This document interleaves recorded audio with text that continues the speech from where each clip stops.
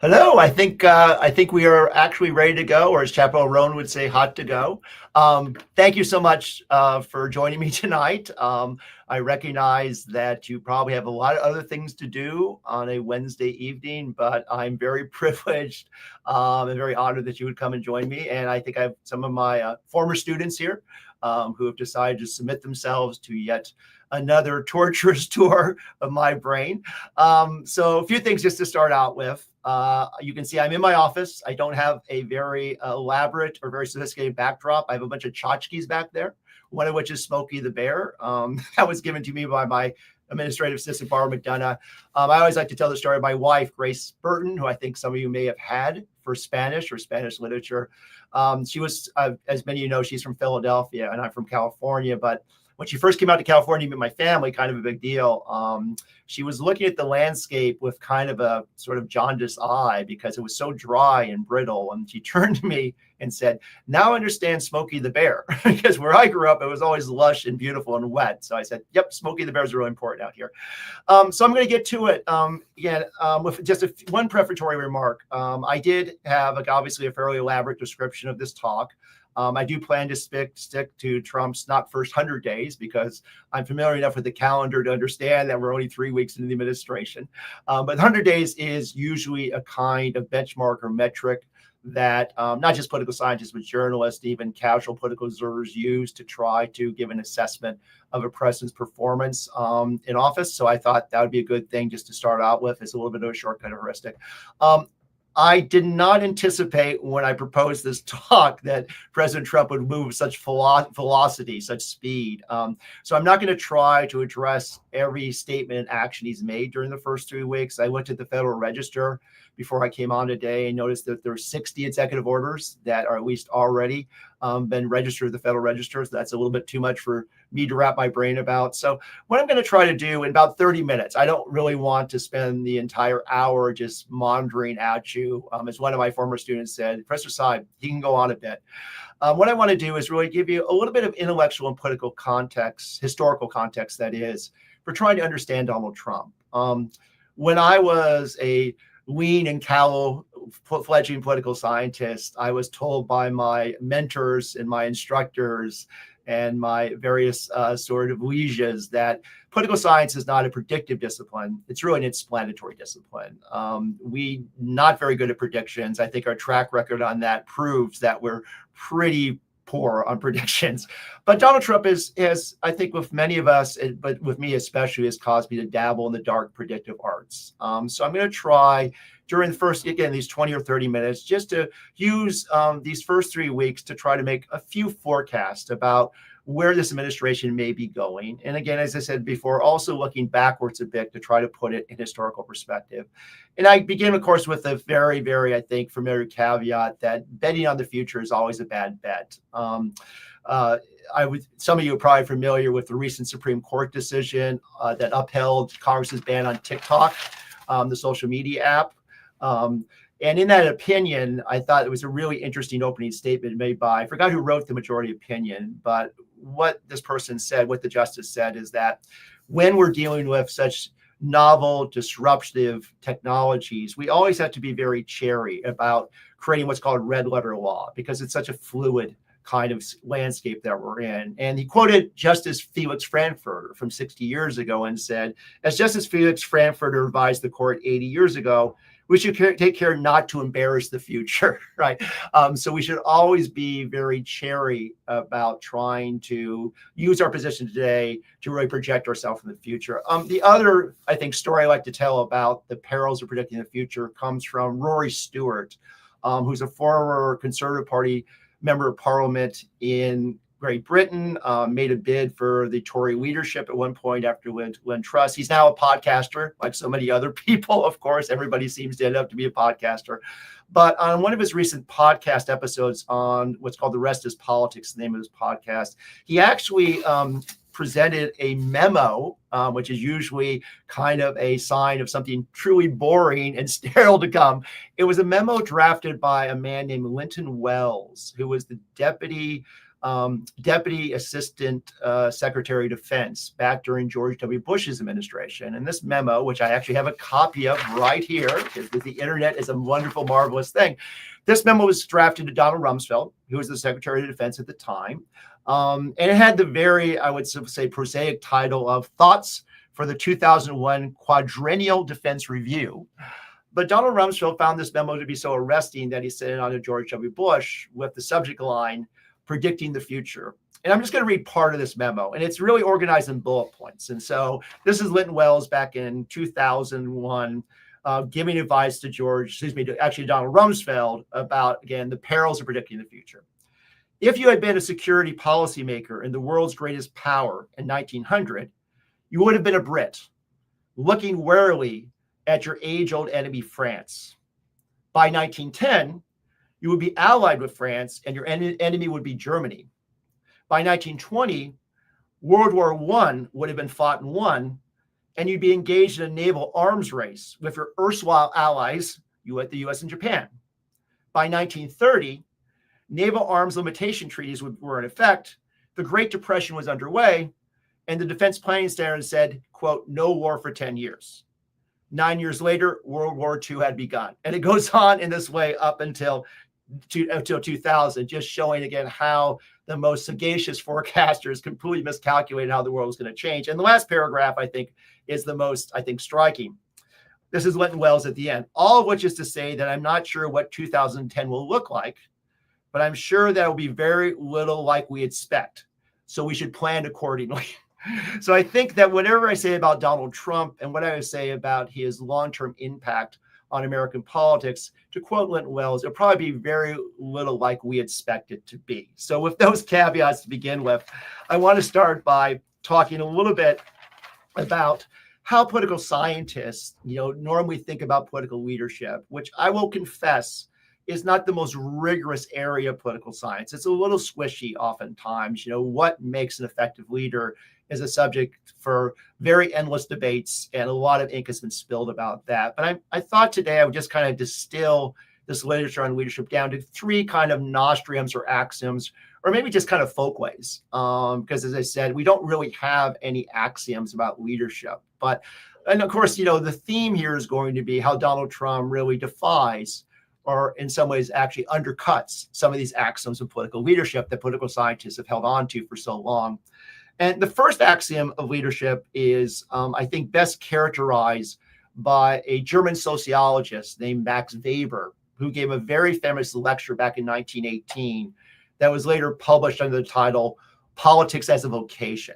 And what Weber said in this pretty massive lecture actually was, politics is the strong and slow boring of hard bores. In other words, politics requires persistence. It requires relational skills. It requires empathy and tenacity in order to be able to actually succeed. It's a long, circuitous road to any kind of policy achievement. Of course, Donald Trump has completely acted in odds with that particular nostrum or axiom or folkway, if you will. He has acted through executive order and executive action in ways that have, frankly, violated constitutional and statutory law, have violated long-established norms of consultation and coalition building, have consultation and coalition building. I should probably sort of put that in some context. In a system, a political system, in which we disperse powers across institutions, both nationally and from the federal, state, and local level, which has led American political scientists to say that you always have to be very keen, if you're president, on coalition building. And finally, he has introduced the doctrine that goes back at least to the Civil Service Act of 1883, that policy and subject matter expertise must be harnessed to curb the ravages of modernity.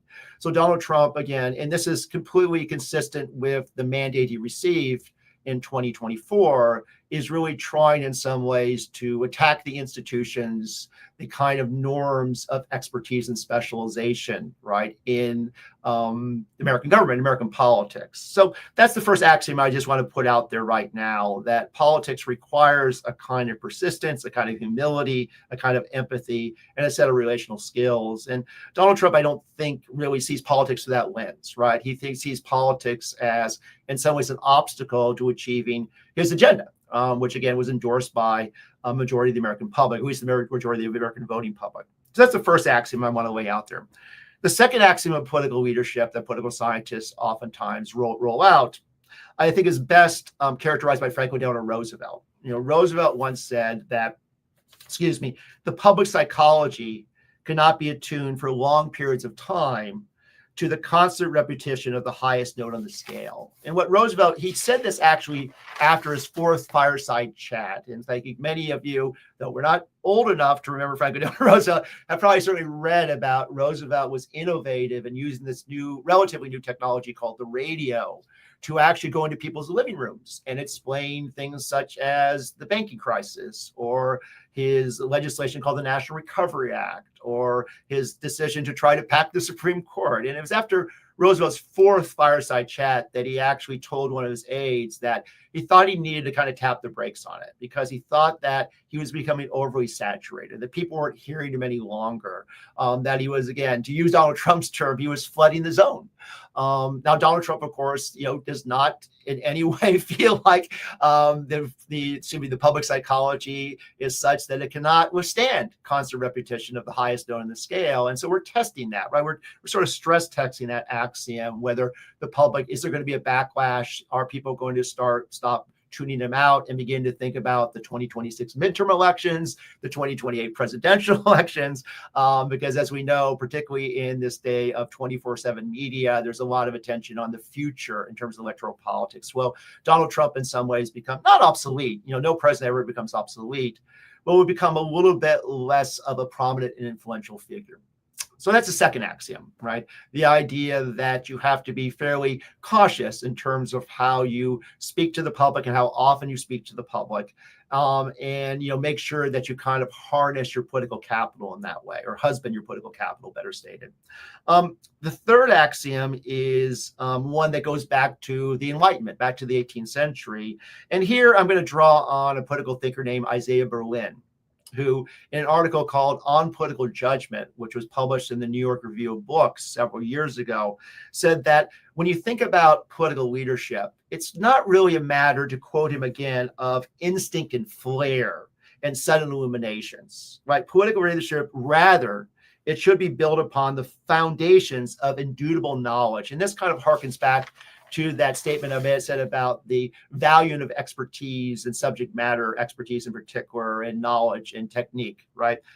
As Berlin said, again, quoting or referring to people like Thomas Hobbes and Baruch Spinoza, the mysterious art of government was to be mysterious no longer during the Enlightenment. It could be taught, learned, applied. It was a matter of professional competence and specialization. That there was something called political science, which of course is the villain origin story of myself, a political scientist, that there was a way to actually understand politics. There was a way to understand what they called social status and social systems that allowed you to actually, in some ways, guide the ship of state into effective policies that serve the common weal. Now, certainly, we know that many American presidents have not subscribed at all to this particular dictum or axiom. George W. Bush was fond of saying that he was a gut player. Bill Clinton, his admirers would say that he was somebody who was a natural politician. Robert Caro, the famous historian who's written this magisterial 4-volume biography of Lyndon Baines Johnson, still, I think the 5th volume is coming out. He's just only gotten to the Vietnam War, has called Lyndon Baines Johnson a master of the political art. So there's always been this tension between those who subscribe to the idea that politics can be a science, right? That there is a set of techniques or a set of kind of skills that you can cultivate over time to become an effective politician. And those who say, no, it's something that great political leaders are born, they're not made. But I think it's certainly the case we can say that, Donald Trump is somebody who's more in that category, who works by instinct. Again, to quote Isaiah Berlin again, Trump is somebody who, excuse me about that, Trump is somebody who seeks to tap a semi-instinctive skill, like the ability to read, without simultaneous awareness of the rules of language. So Donald Trump is somebody who is acting on the basis not of any kind of study of social science, of the history of public policy, of international affairs or international relations. Donald Trump is somebody who sort of, again, and this is not a slight, but he's making up the rules as he goes, right? In that case.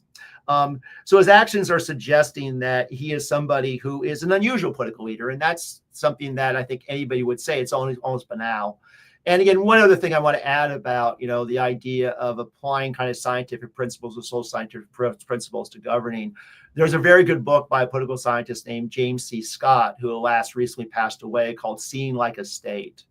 And Scott, in this book talks about the kind of foibles of putting too much of an emphasis on scientific planning or social engineering. Scott is a big believer that the best way to govern is not to try to use his language to make society more legible, right? So that you can easily tax people or conscript them in the military.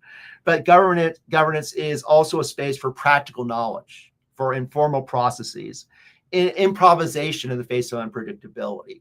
And Scott, again, it's a pretty massive volume, but he goes through a lot of examples of kind of misguided social engineering or misguided kind of urban planning and things like that, where what he calls the high modernist mentality, one that wants to use science and apply it to wicked social problems and wicked political economic problems, often goes awry.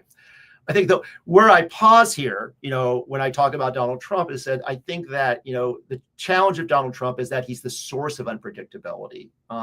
Certainly it's the case. Every president, when they come into office, has a plan and a strategy that they wish to follow through on. And that plan and strategy gets kicked into a cockcat pretty quickly. I mentioned George W. Bush a moment ago. When George W. Bush ran for the presidency back in 2000, some of the audience may remember that he ran as somebody who was talking about a more humble foreign policy, a kind of not a retreat from the world in an isolationist sense, but not so much of the projection of American power. He certainly was against regime change. I think he even picked up, if I remember correctly, some of the talking points of his father, George H.W. Bush, about a compassionate conservatism. He really wanted to govern from the center.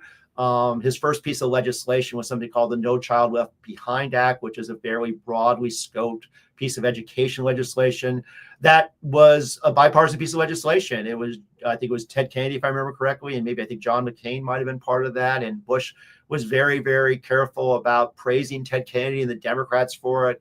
He wanted to nominate John Breaux, a Democratic senator from Louisiana, to be a member of his cabinet. Roe rebuffed him, alas, but he really wanted to, again, govern from the center. But 9/11 really changed everything, of course, which makes sense. And he became a foreign policy national security president. So no president can really predict how their administration is going to unfold. I think with Donald Trump, as I said, the challenge, and I won't say it's necessarily a tragic flaw, is that he's the source of unpredictability. And that can be a real problem around this. And here I'm going to reference another book that's political scientists oftentimes tap. It's a book by a guy named Ira Katzelson. I actually have it here, right? I'm not selling books, I promise, but it's called Fear Itself. And it's on the Great Depression, the New Deal and the Great Depression. And in that book, Katzelson talks about a concept called unmeasurable uncertainty. And so I'm going to read you just a part of his discussion of this concept. I hope it's not too long and tedious, but I think it will be illuminating as I talk a bit about Donald Trump's approach to the presidency and approach to governance. So this is Katzelson in this book, Fear Itself. When uncertainty looms, and this is, again, remember the 1930s, right? The ability to choose is transformed. Effects and outcomes of actions cannot be calculated because such situations are unlike any other. It is the kind of risk that cannot be insured against, for the very premises underlying prediction are undermined. Looking ahead, estimates of possibilities and effects grow increasingly opaque. Modeling the future becomes elusive. So in short, what Katzelson is saying here is that when everything is on the table and there's no clear, and this was the 1930s he's talking about, and I always remind my students, we kind of take the idea that liberal democracy is something that is a good thing, that is something that's part of the American tradition. In the 1930s, it was a moment when, even people in Franklin Roosevelt's administration were entertaining other options to governance and to managing the economy. Mussolini's form of fascism, sometimes called corporatism, was relatively attractive to some people, even communism, of course.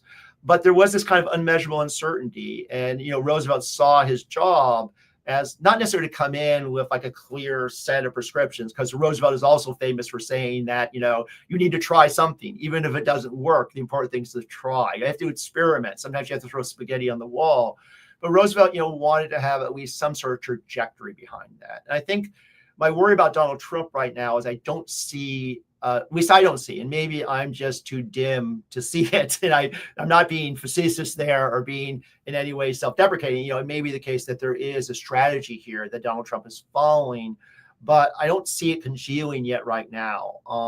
And I think that this is something that, again, if when we get through this very, very, I would say, fertile first 3 weeks, it'd be interesting to see if a strategy does form at that point. Because if I were to be, again, now I'm going to be critical at this moment, and it's not a criticism that's specific to Donald Trump. I think Donald Trump is guilty of overreading his mandate. Most presidents are guilty of that. And what we mean by a mandate is the kind of permission structure that the electorate has given the president through their votes. Now, always coming with that proviso, really hard to know what voters are really communicating to a president. And you have better luck getting clear guidance from the Oracle of Delphi than from the electorate. But we do have various kinds of instruments, of course, polling being the most important, to try to divine what voters are really trying to say, or at least what's concerning them, what their priorities are. And I welcome, again, some, talk back or some criticism if you think that I'm in some ways being reductive here. But I think that those voters who voted for Donald Trump in 2024 really were looking for him to do 3 things. One was to address inflation, right? Fix the economy. One was to deal with the border crisis. And the third thing was to get other countries to treat America more favorably in trade relations in terms of collective security as well. And there's these other issues too. I think crime was something that Trump talked about as well. I think that was part of it, housing. But I think those are the 3, to me, those are the 3 kind of linchpins of what he was actually running on. And I think most people were voting for if they were voting on a policy issue. I don't think they were necessarily voting for a complete refashioning of the administrative state. And that, of course, I'm referring to Elon Musk and DOGE, or I guess it's the Department of Government Efficiency. I'm never quite sure what DOGE actually stands for, but I'm not sure that they were particularly keen on that. I'm not sure that most of the people who voted for Donald Trump were interested in any kind of effort to try to acquire Greenland or the Panama Canal, or certainly to make Canada the 51st state, or to take over Gaza. Those things were not mentioned during the campaign at all. I think Trump was pretty disciplined for the most part during the campaign about what he really wanted to run on. And I'm not, of course, making the argument that Trump is not doing anything when it comes to the border. Of course, he's issued a flurry of executive orders governing the border. But I think in terms of inflation and the other efforts, other than tariffs, which we can talk about that, and certainly he did run on tariffs, I'm not seeing a lot of other things that are really consistent with the message he had when he was running the campaign during the time. So I think he's flirting with some problems there because, Donald Trump, again, he is a lame duck president. As we say, he's only going to be able to serve 1 term. Oftentimes, again, if history is if history is prologue, then what it means is that Donald Trump's, political capital, political power begin to ebb as his term unfolds. And without kind of, again, focusing as a laser beam on those primary or priorities, I think it might be flawed. And again, I always go back to Ronald Reagan when I talk to my students about this, about the virtues of having a very compact, very cohesive agenda. Ronald Reagan comes in, his inaugural address is all about really budgetary politics, the economy, tax cuts. And that's exactly what he focused on for his first 100 days, even his first year in office. It was, he put all of his kind of chips on the emergency economic recovery plan, right? And he was successful in that. He didn't want to have a diffuse focus. Criticisms of Bill Clinton are that he was too diffuse, right? He was trying to do too many things simultaneously, and many of those things were not necessarily considered or ratified by the electorate at the same time. So I think history tells us that presidents who have, again, for want of a better term, a more kind of patchwork ad hoc approach to their agenda oftentimes begin to fail, at least in the court of public opinion. So that's kind of the preliminary, just trying to put Donald Trump, situate him in the literature of political science on leadership. But of course, I'd be remiss and derelict if I didn't actually address the question I think many of you are concerned about is, are we in a constitutional crisis? Is it the case? And again, the way I would actually characterize it, is it the case that will Donald Trump during his second term make changes to our political system and our political culture that are durable, that may be even irreversible, as I said before? And my response to that question, which I think is animating me and many other people, it comes in three parts. First part is, again, I mentioned Donald Trump's use of executive orders or executive action, because executive orders is not the whole universe of executive actions. There's something called executive memorandum. We can go through all this in a very wonky way. I won't bore you with that because I'm bored enough without going into the weeds of executive memorandum. But Donald Trump is doing almost everything right now through executive action. Congress, I'm teaching a course on Congress right now, which is a little awkward, as the kids would say, because there's really not, to my mind at least, any clear legislative agenda other than we have to have a continuing resolution vote by March 14th to fund the government. I still think we have to raise the debt limit, if I'm not mistaken. So there's a few kind of must-pass pieces of legislation that Congress has to address. But I don't see Donald Trump having any kind of major legislative agenda, certainly nothing that's comparable to the Affordable Care Act, for example, or the American Rescue Plan or the CHIPS Act. There's recent pieces of legislation. He's trying to do all of it through the bureaucracy, right, through executive action for the most part. And of course, there is a clear weakness to that, which is that, what you gain through executive action with one hand can be taken away by your successor. The executive orders are not durable, right? Laws are statutes, right? They have a certain kind of durability. It's difficult to overturn a law. The Republican Party, of course, spent, how many years? 3, 4, 5, 6 years trying to overturn the Affordable Care Act. I think there were 67 votes on it, and they just couldn't get over the line with that. And they finally had to kind of reconcile themselves to the Affordable Care Act or Obamacare. Executive orders, as Donald Trump has demonstrated by rescinding a number of Joe Biden's executive orders, again, are fairly flimsy instruments. And for that reason, it's the case that if there's a Democrat elected in 2028, and that's not inconceivable, we are, again, it always kind of lapse a little bit into cliche here, or something that's sort of a bromide, but we are really a 50-50 nation. We look at the very small razor-thin margins in the House and the Senate right now. That's something I tell my students, that's probably going to be true for the foreseeable future. It's the case that there are so few competitive House seats, Senate seats as well. You are not seeing the big swings any longer that we saw in the 20th century, even the early 21st century, in the number of seats. We're not going to see another shellacking, as Barack Obama characterized his first midterm election back in 2010, when I think the Democrats lost 60 seats, just because there are so few seats that are actually can be contested. We can talk about why that's the case, why it's the case that we have so many what are called landslide congressional districts or landslide counties and even landslide states right now. So it's always going to be the case that whenever you have a majority and you control all three, if you want to say, not branches, but the presidency, the House, and the Senate, it's always going to be precarious in that case. And so in 2028, as much as the Democrats right now, and I think even Democrats themselves are saying we're in disarray. I heard one Democratic Party chairman in Arizona say today that it just seems like we're a collection of factions right now. We don't have any core values. We don't have any direction. We don't really have a clue any longer what we're supposed to do. We don't know how to resist Donald Trump. We don't know how actually to get ourselves, back on a good electoral footing with Hispanic voters in particular and African-American male voters as well. Thinking about a kind of an autopsy report, it sounds like, just as the Republicans did in 2012 after Mitt Romney lost to Barack Obama in that instance. So the Democratic Party is clearly not in the best shape right now, to be kind, but it's still the case that, it's that, again, a Democratic candidate could definitely emerge and win in 2020. And I'll give you just one instance here of a state where Democrats could flip the state, and it's Arizona. Arizona is oftentimes called by Arizonans as the reddest of purple states. In the 2020 election, Arizona was the swing state in which Donald Trump had the biggest margin of victory. He won Arizona by 6% of the vote, right? So in a swing state, that is a very massive margin of victory. However, in that same election, those same voters in Arizona voted for Ruben Gallego, a Democrat, to be the United States Senator. to replace Kristen Sinema, beating Kerry Lake in that case. Arizona also has a Democratic governor, Katie Hobbs. They have a Democratic Secretary of State. They have a Democratic Attorney General. The legislature is very close. I think the Republicans have a slight majority in both chambers, but it's very slight.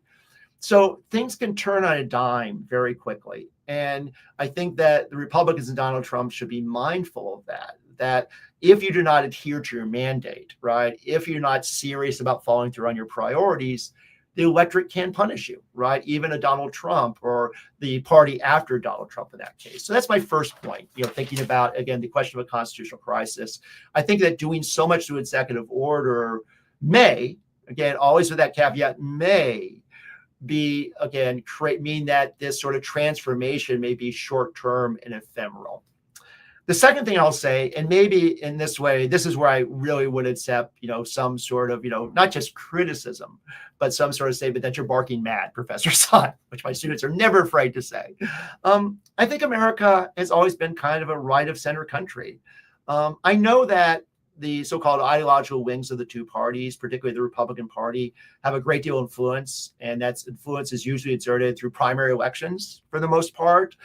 Which gets back to this issue of why do we have such polarization in the country? I mean, primary elections in a lot of these landslide congressional districts or landslide counties, they're the only election in town because the general election is a fait accompli once you choose the candidate. So yes, the primary electorate tends to be more ideological, tends to be more hardcore partisan, tends to be what we say strays from what's called the median voter that you get in the general election. But I do think that when you look at public opinion polls, and you obviously take them for what they're worth, particularly around issues, because again, and this is not in any way dunking on the American electorate, but most Americans don't really pay much attention to issues or policy proposals. I saw a survey, I think it was Ipsos just the other day, that said about 1/3 of Americans really aren't paying attention at all to what Donald Trump and the administration is doing right now. They have lives to lead. They have other things to do. They have families, they have jobs, they want to recreate. So most Americans, as one of my professors in graduate school said, politics is the sideshow and the circus of life. For the most part. So they're not going to be super engaged in issues. They're not going to be super engaged in policy debates. But I think you can kind of get a sense of priorities for most Americans. And when you poll Americans, and I saw some recent polls on immigration and migration, what you find is about, there's like 60% or 70% on issues like immigration, migration, gun control and gun safety or gun rights, environmentalism, reproductive rights, who are kind of in what I would call the in-between. So let's take migration or immigration, for example. In the poll I read, which I wish I had to cite for you, about 65% of Americans actually say that if somebody is undocumented, they've been in the country for over 15 years, they pay taxes, they've obeyed the law, they should have a pathway to citizenship. You wouldn't actually think that was the number. 65% would agree with that proposal if you listen to the debate going on between the activists and the two parties. When it comes to the so-called dreamers, and what I mean by that are children of undocumented people who were brought to this country when they were very young, so they did not break any laws. It was their parents who broke laws. If you look at dreamers, about 80% of Americans, and that's Democrats, Republicans, Independents, believe that dreamers should have a path to citizenship, should have the rights of citizens at the same time. That's true of reproductive rights. We know in the post-Dobbs decision era, there were a number of ballot measures that codified reproductive rights in some state constitutions, Kansas being perhaps the most famous, where the state legislature immediately after the Dobbs decision passed fairly strong legislation preventing, I believe, I may be wrong on the details here, a lot strong legislation that prevented access to abortion, I think after 12 weeks. The Kansas electorate said, we think that's too draconian, and codified really Roe versus Wade in the Kansas state constitution. But even reproductive rights, what you find is that, again, the two extremes are out of touch with most Americans. Most Americans want abortion to be legal, but they also want certain sort of restrictions on it. They're fine with a 24 or 48 hour waiting period, for example, what's called informed consent, where The woman needs to get information on fetal development, on adoption off. They don't see that as particularly intrusive, right? They're kind of in, I won't call it the mushy middle, but they're in the middle. So I still hold maybe to like grim death, as Uncle Leo said in Seinfeld. Maybe I'm holding too strong to this idea that we're still kind of a right of center country right now. And I think that means that the ballast of politics is not going to be kind of whipsawing back and forth a lot. And finally, and again, maybe this is a little too Panglossians too, but I do read a fair amount of history and listen to historians because political scientists are notorious for doing really bad history. There's something called political science history, which is a synonym. I shouldn't say a synonym. It's a euphemism for history that's really kind of shoddy. So I like to actually read history and listen to historians. And one of my favorite historians is a woman named Joanne Freeman, who teaches at Yale University, and her subject is the early republic. And just to give her a little bit of notoriety here, she has written a book on dueling in the early republic, which extends really from 1796 to about 1824. And Lin-Manuel Miranda actually used her book on dueling called Affairs of Honor to inform the song in Hamilton called the 12 Duel Commandments. So Joanne Freeman does have some musical theater credits to her resume. But I listened to Joanne Freeman talk recently, and she was talking about the founding moment. And the terms she was using were, it was very much improvisational. It was very contingent. It was very unpredictable. There was a lot of uncertainty about how things would actually turn out. Again, we always can, project backward and say, of course, we were going to have this liberal, flourishing liberal democracy. Of course, we were going to have a Bill of Rights. Of course, we were going to have the peaceful transfer of power. All of that was simply written into our DNA from the beginning. And Joanne Freeman says, well, no, that's not true. These are all contested issues, right? Even political parties, as many of you know, were not legitimate in the eyes of the founders. Political parties were factions, right? They were a cancer on the body politic, or a sore on the body politic, as the historian Richard Hofstadter has said. And so when I listen to Joanne Freeman, it's not the case that I come away and say, oh, we've been here before, everything's going to be cool. But I do think that sometimes we underestimated the resilience of our political institutions, right? And certainly right now, again, I have some disappointment in Congress. I think that there's supposed to be 3 co-equal branches, not just the presidency and the courts, because right now it seems to be kind of a ping pong match between Donald Trump's administration and the courts. And I think Congress has a role to play, right? Either supporting Donald Trump or opposing Donald Trump. I think Congress has been very flaccid, and I worry about that. But I think that our political institutions have proved to be quite resilient, quite durable over time. That doesn't mean, again, and I listen, some of you probably read The New Yorker because you're an educated, sophisticated, urbane group.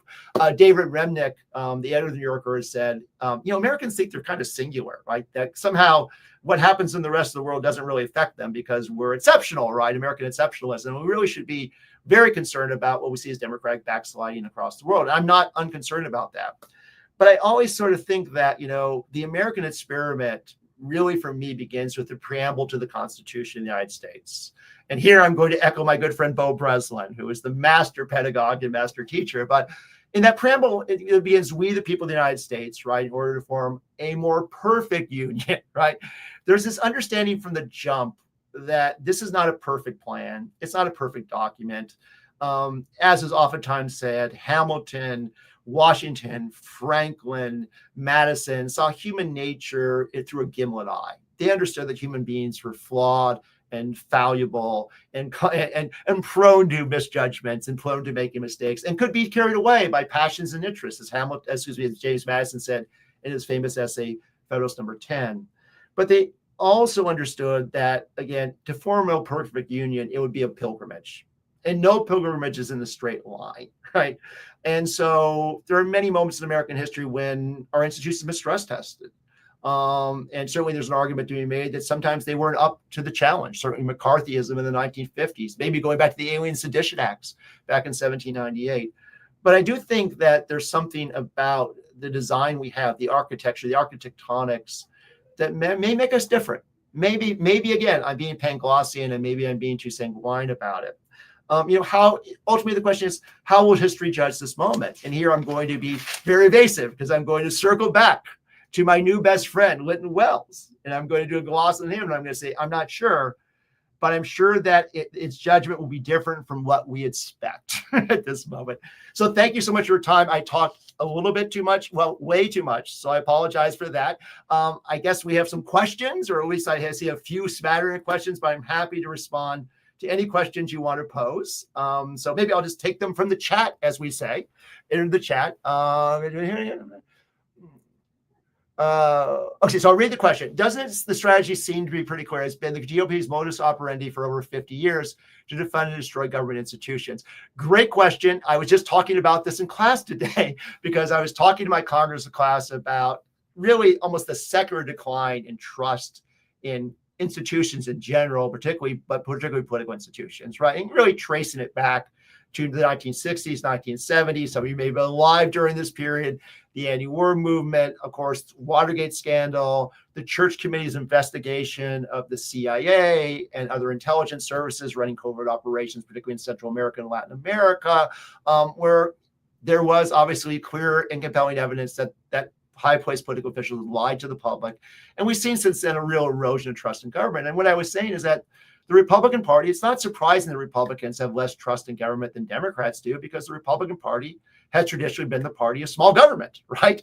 The party of deregulation, with Ronald Reagan, the party of low taxes, party that is trying to unleash entrepreneurial spirit. And the Democratic Party, at least since the New Deal, has been the party that is interested in building a social welfare state. As Franklin Delano Roosevelt said, we need to expand our understanding of individual rights to include what he called the four freedoms, right? Which included freedom from want, right? Not just freedom from fear, right? But freedom from want as well. And so we create this idea of what was called a redistributive state through Social Security, through unemployment insurance, through farm subsidies as well, a regulatory state to make sure that the banks have enough liquidity. So the Democratic Party is always seen, to be simple, as I am, and a simpleton, as a party in which government is a good thing. And the Republican Party is seen the government as, again, as Ronald Reagan said in his inaugural address, government's not the solution, it's the problem. But I think there is a lot of wisdom in this question. So I do think that the Republican Party, and again, referring to my class today, I was talking about the 1994 election, which I said may not be an election you're aware of, but this was a midterm election, a pivotal election. This was the Newt Gingrich Republican Revolution election of 1994. And part of that election, Newt Gingrich was the first, I think, leader of a political party, because he really was the leader of the Republican Party at the time, to try to nationalize the elections. Like, we're all going to run on something called the Contract of America. And a lot of that Contract of America was really, as you said, about defunding, right? A lot of federal agencies, defunding. And some of it was sort of like small bore things like PBS, the National Endowment for the Arts, but it's not small bore for the people who actually support those organizations, but really to kind of attack the administrative state, or what they call the nanny state. So you're absolutely right. I think there is a strategy here.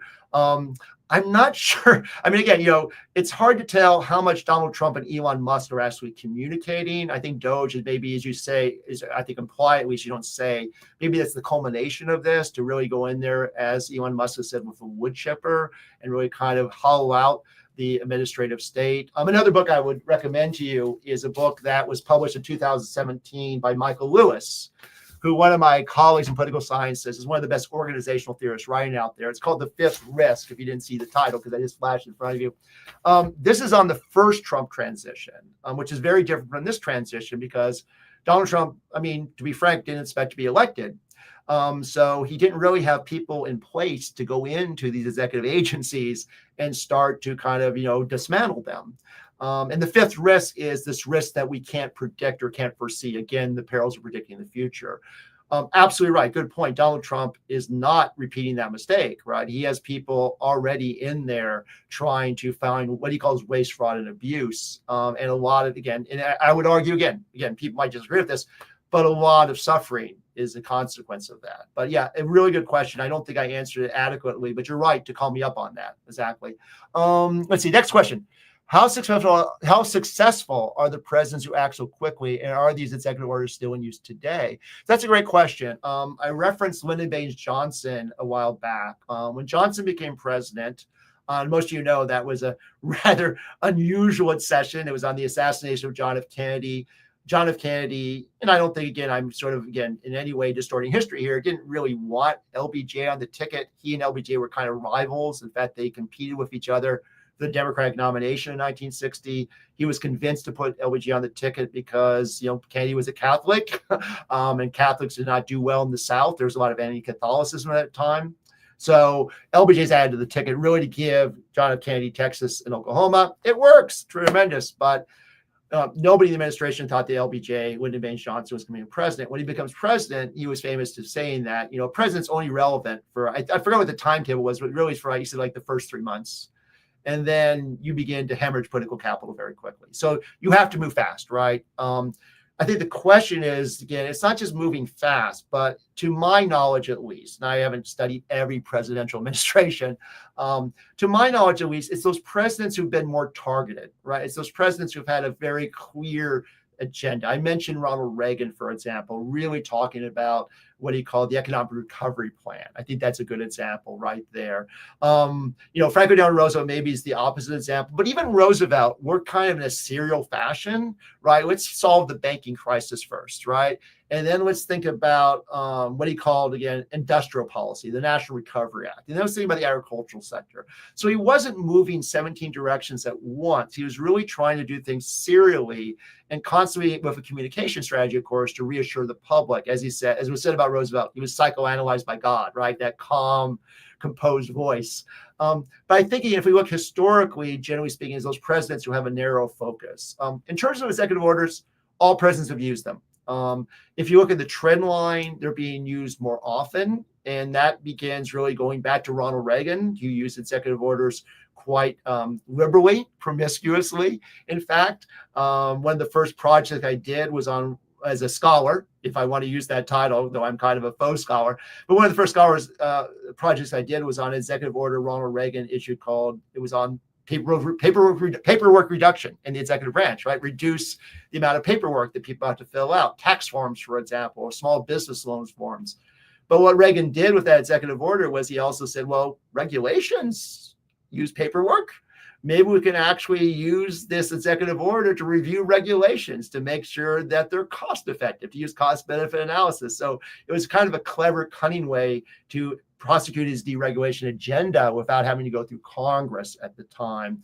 But, we've seen an increase in the number of executive orders, but also their import as well, right? It's not just, again, creating a new national holiday or a national park, not that those are unimportant, but it is things such as under Barack Obama, the creation of the Deferred Action for Childhood Arrivals program, DACA, which I mentioned before, right? It is for Joe Biden, issues dealing with the border, for example, or college loan forgiveness. So they're becoming much more instruments of policy. One of my close friends at the University of Wisconsin, a guy named Ken Mayer, I wish I had his book here on my pile, wrote a book a few years ago called By the Stroke of a Pen, right? Which is all about executive orders and executive action and this trend I've been articulating for you of the increasing use of it. I think that part of the reason why Barack Obama, Joe Biden, and Donald Trump have been so, as I said, liberal in the use is because of polarization. Congress, again, this is going to be, kind of a captious critic of Congress, but Congress has been pretty dysfunctional for a time. Congress, I forget, was the 117th Congress was the least productive Congress in history. I'm not sure the 118th Congress was much better. It's just difficult, right, to get your policy priorities passed by Congress.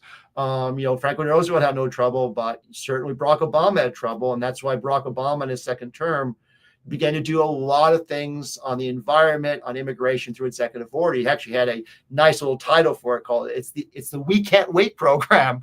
And his justification, he says that Congress simply is at loggerheads and we can't wait to be addressing the climate emergency, the border crisis, immigration, et cetera. So I think executive orders now are becoming a much more attractive instrument for presidents. And it really is because of the problems in Congress that we're having, where Congress is simply riddled by polarization. Okay. Next question. Okay. Again, I don't think I answered that adequately, but we're going to move on, as they say on CNN. Is Congress ceding its powers of the purse? How is the president able to close departments or bureaus without congressional intervention? That is such an astute question, because I was discussing, I'm sorry, I'm always referring back to my class, but it's so salient to me. But I was talking about this executive order that paused $3 trillion in government grants programs. And I said to my class, I mean, clearly this is encroaching upon the most important, even sacred power of Congress, which is the power of the purse. The framers, though they could be a little opaque and a little bit rambly at times, were very clear about that, right? They really thought the House of Representatives was the most important institution when it came to taxation and when it came to what's called appropriations. In fact, the Constitution says that all bills for raising revenue need to originate in the House of Representatives because that was the people's house. That was closest to the electorate. So Congress, as I told my class, it's very clear in the Constitution. Congress determines, how much will be spent, how it will be spent, and how long it will be spent for. Right? That's very clear. So you have a constitutional problem there with freezing federal funds. And also, again, these threats to sort of cut off funding to California for disaster relief and things like that. Again, you're encroaching on Congress's power of the purse, right? Congress makes that decision, not the president. Now, again, always with the proviso that sometimes Congress gives executive agencies and departments some latitude in terms of how they can spend the money, because we go back to expertise, right? Again, you don't want to direct the Environmental Protection Agency on what should be the emission standards for automobiles, right? I don't want, Chuck Schumer deciding what's going to be the EPA standards when it comes to emissions. You want the experts to do it. So in that case, in terms of implementation, Congress gives EPA some latitude there. So you have the constitutional issue, but you also have a statutory problem, because back in 1975, on the heels of Watergate, one thing that Congress passes a lot of what's called president curbing legislation in 1975 and 1976. Some many people may be familiar with that old chestnut, the War Powers Resolution, for example, which is kind of a dead letter now, but was super important then to try to curb the president's ability to wage war without congressional consultation or consent. But also there was they passed something called the Budget and Impoundment Control Act of 1975. The important term there for our purposes is impoundment. Donald Trump has often said that his favorite word in the English language is tariff, but he's also said that his second favorite is impoundment, which is a little bit of an arcane word. What does impoundment mean? Well, what it means is that when the president decides not to spend money appropriated by Congress, right, to impound the funds, literally. So what Nixon had done at the end of his tenure in office is that he decided to impound, I think it was $150 million, which is sort of small change today. That was money appropriated by Congress for things like healthcare, for the environment, for child care programs, I think as well. I'm a little bit here. Don't have the data in front of me or the evidence in front of me or the information in front of me, but I think those were the programs he targeted. And his argument was simply that, we're in a period of hyperinflation. I think inflation was double digit at the time. We can't afford to be spending money that's simply going to overheat the economy. So I'm going to impound the funds. And Congress said, well, we think you need to consult with us. So they pass this bill, which creates a process that the president needs to follow if they want to impound funds, either in the short term, temporarily, or for eternity. And the process is that the president needs to go to Congress and give a rationale for what's called a deferral, right? If you want to impound $3 trillion of federal grant funds for a short period of time, so you can review to make sure that those funds are consistent with the president's priorities, you come to Congress and say, I would like a deferral. Congress has 45 days to review that request for a deferral. And then if 45 days elapses without Congress voting, it's a no, right? You cannot defer that money. You need to spend that money. Congress has to in a very positive, definitive way, say, we give you the permission. Or they can ask for what's called a rescission, which means permanent impoundment, and the same process follows. So Donald Trump clearly did not follow that process. So he's at odds with statutory law and constitutional law. And this, again, gets to my kind of frustration and its aspiration with Congress. This is where Congress really needs to stand up on its hind legs, I think in a bipartisan fashion, because this is the power of the institution. All of them, at least in principle, have an investment in making sure Congress stays relevant and powerful. And this is how Congress actually stays relevant and powerful, is through exercising its power of the purse. So I'm still kind of tapping my foot, waiting for some sort of response from Congress. It hasn't been forthcoming. But again, that's such an insightful question, because that's where I do worry. I have a lot of worries, of course, but that's one of the places I worry that Congress, as I said, is not acting as a co-equal branch, right? It's allowing the courts to step in and say, we're going to put a stay on this executive order. So those $3 trillion in grant funds need to go out the door at this point, right? It's not clear the Trump administration has actually obeyed that stay, but they're allowing the courts to do their work for them, or Congress has tools they could use to force the president's hand? So again, excellent question. This is a very elite audience. I'm not surprised. It's a Skidmore audience. As I say, for you, Harvard is a safety school. Okay, next question. We've received a lot of really great questions tonight. I'm sorry. This is from. No, sorry. This is not from you. This is from my moderator. This is from the person who controls me, my parole board. Last question. What are you most excited to do when you officially retire? Oh my gosh, that's such a great question. Of course, have I pondered this? All the time. Do I ponder it in the middle class sometimes? Absolutely, even though I have bright, energetic, enthusiastic, effervescent students. But I think most excited, I will say, is first, I mentioned my wife, Grace Burton, who also, I would say, she is the best teacher at Skidmore College. I'm not prejudiced at all when I say this. She's won the teaching award. She can win it every year. But I'm really interested in just spending a lot more time with her and having deep conversations about both her work, but also, of course, about the lawsuits, or I should various lawsuits between Blake Lively and what's his name, Roberto Baldoni, and for example, and figure out what J-Lo is doing with her freedom from Ben Affleck. Those sorts of things are always part of our dinner table conversation. But I do want to spend a lot more time with her. But I do have a few writing projects, actually some projects that I'm going to do jointly with Professor Burton. I mentioned Federalist Number 10 by James Madison, which is this essay that was published in the New York newspapers, right? Referenced in the musical Hamilton, in which James Madison makes this argument about factions being the greatest threat to popular democracy. It turns out that both Professor Burton and I teach that essay in our classes, just in different ways. So we had this idea. It's actually her idea, of course, because I don't generate any novel ideas. She's the idea person. That maybe we write a book to look at Federalist Number 10 through different disciplinary perspectives. So those sorts of things. Also, I plan, because I am, as you know, a California dude, I plan to actually, we're thinking of moving down to Southern Delaware, where Grace's family lives. We have a new grandnephew, and kind of, putting down roots there at one of the beaches there, maybe Bethany Beach, so I can get out the boogie board and do a surf and safari for the rest of my life, as longer that will be until I shuffle off this mortal coil. So thank you for that very personal question. I wish I could see all of you personally, of course, and thank you and give you a clap on the back, whatever us bros do, nothing that's going to be too intimate, just a firm handshake. But thank you so much for attending this overly long presentation tonight. And I'm grateful to all of you. And if there's any students I had before, write to me, because I do owe you reparations, I believe. So either in kind or monetary. So good night, everybody.